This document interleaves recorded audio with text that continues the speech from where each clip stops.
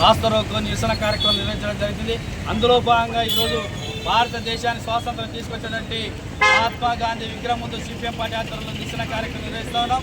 దాంతోపాటు ప్రజలందరూ కూడా తెలిసే విధంగా ఈరోజు కేంద్రంలో నరేంద్ర మోడీ ప్రభుత్వం, రాష్ట్రంలో చంద్రబాబు నాయుడు ప్రభుత్వం పేద ప్రజలపైన ధరలు పెంచుతూ ఏ విధమైనటువంటి గుండు కొడతా ఉందో ఈరోజు మేము సిపిఎం పార్టీగా గుండు కొట్టుకొని నిరసన కార్యక్రమం కూడా నిర్వహించడం జరిగింది. ఈరోజు ఈ రాష్ట్రంలో ఉన్నటువంటి కూటమి ముఖ్యమంత్రి చంద్రబాబు నాయుడు గారు కొత్త పల్లా ఎత్తారు.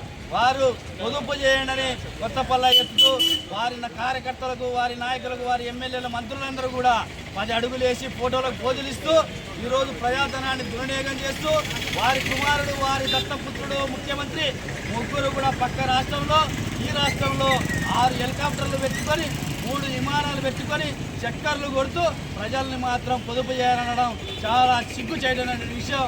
మీరు, మీ మంత్రులు, మీ ఎమ్మెల్యేలు దోపిడీకి పాల్పడుతున్నటువంటి ప్రజాధనాన్ని, ప్రభుత్వ భూముల్ని రక్షించండి, ప్రజలకు అందాల్సినటువంటి సంక్షేమ పథకాలు అందించండి, ప్రజలకి మీరిచ్చినటువంటి హామీలు అమలు చేసే విధంగా ఈరోజు ప్రజలు దోపిడీకి పాల్పడుతున్నటువంటి పెట్రోల్, డీజిల్, గ్యాస్ ధరల తగ్గింపుకి మీ భుజాలపైనే మోస్తున్నటువంటి నరేంద్ర మోడీకి మీరు చెప్పలేదనేది కూడా సిపిఎం పార్టీగా మేము ప్రశ్నిస్తూ ఉన్నాం.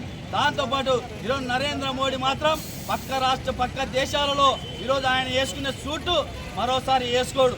ఆయన సూటు 15 లక్షలు, ఆయన వాడేటువంటి వాచి కోట్ల రూపాయలు. కానీ ప్రజల్ని మాత్రం ఏమి తినాలో, ఏమి తినకూడదు, ఎంతమందిని పుట్టియాలో, ఎంతమందిని పెంచాలనేది కూడా చెప్పడం అంటే మీకు చేత కాకుండా ఈరోజు ప్రజల్ని మభ్యపెట్టే విధంగా ఆదానికి చెందినటువంటి ఆస్తుల పైన, ఆ అబ్బానికి చెందినటువంటి దోపిడీ పైన ప్రజలు ఎక్కడ ఆలోచన చేస్తారని మైండ్ సెట్గా ప్రజల్ని మోసం చేయడానికి ఇలాంటి కళ్ళబొల్లి మాటలు చెప్తా ఉన్నాడు. ప్రజలందరూ కూడా గమనించాలి. ఈరోజు దేశంలో నట్టేట దేశాన్ని అమ్ముతున్నటువంటి నరేంద్ర మోడీకి, ఆయనకు ఒత్తాశ పలుకుతూ తన భుజాలపై మోస్తున్నటువంటి చంద్రబాబు నాయుడికి రాబోయేటువంటి కాలంలో ప్రజలందరూ కూడా పెద్ద ఎత్తున గుణపాఠం చెప్పాలి. ఆ విధంగా ప్రజలందరూ కూడా చైతన్యం కావాలని సిపిఎం పార్టీగా కోరుతా ఉన్నాం. పెంచినటువంటి పెట్రోల్, డీజిల్, నిత్యావసర వస్తువుల ధర తగ్గించకపోతే రాబోయేటువంటి కాలంలో పెద్ద ఎత్తున సిపిఎం పార్టీ పోరాటానికి, ప్రజల పక్షాన పోరాటానికి సన్నద్ధం అవుతుందని కూడా తెలియజేస్తా ఉన్నాం.